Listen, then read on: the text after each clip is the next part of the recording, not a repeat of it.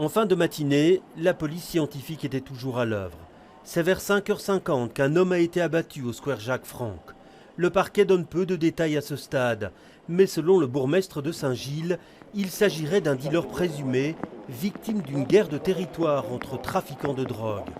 Ils ont fait de ce quartier proche de la porte de Halle un lieu central de deal.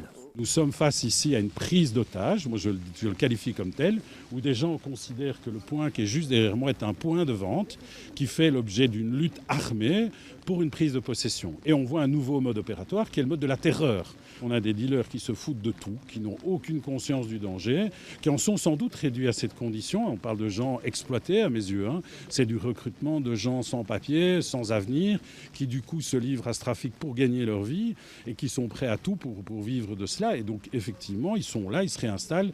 Une demi-heure après le passage de la police, ils font comme de si de rien n'était, ils reprennent une autre chaise et ils s'installent. Les fusillades se sont multipliées ces derniers jours dans le quartier.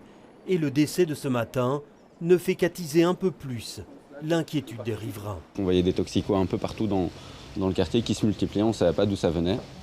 Et puis maintenant, avec les fusillades, etc., c'est vrai que le climat d'insécurité s'est renforcé.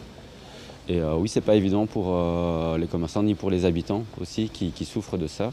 Depuis 2 ou 3 jours, ça vient grave.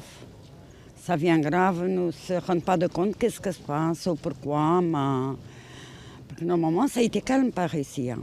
Et quel est votre sentiment alors? Vous vous sentez en insécurité? Pour le moment, oui. Le bourgmestre se dit démuni et dépassé par l'ampleur de ces trafics de drogue, qu'il qualifie de mafia. Il demande le soutien du fédéral pour démanteler ces réseaux. Moi, je fais un appel, quelque part, c'est vraiment un appel à la collaboration avec le fédéral, avec les magistratures assises et debout, le parquet, la justice, pour que des procédures soient mises en place, pour que l'impunité cesse dans ces dossiers. On doit travailler sur ces phénomènes tous ensemble. Ça n'est pas la police locale, avec ses agents de quartier, qui va pouvoir résoudre cette question. Un juge d'instruction a été saisi. Et à l'heure qu'il est, selon le parquet, toutes les pistes sont encore ouvertes. Il est clair qu'il s'agit des faits graves qui sont pris très au sérieux par le parquet de Bruxelles. Il y a plusieurs concertations et échanges d'informations entre les différents services de police locales et fédérales, ainsi que le parquet, afin d'aligner l'approche par les différents partenaires le mieux que possible. Le bourgmestre de Saint-Gilles a eu un contact ce matin avec le ministre de la Justice.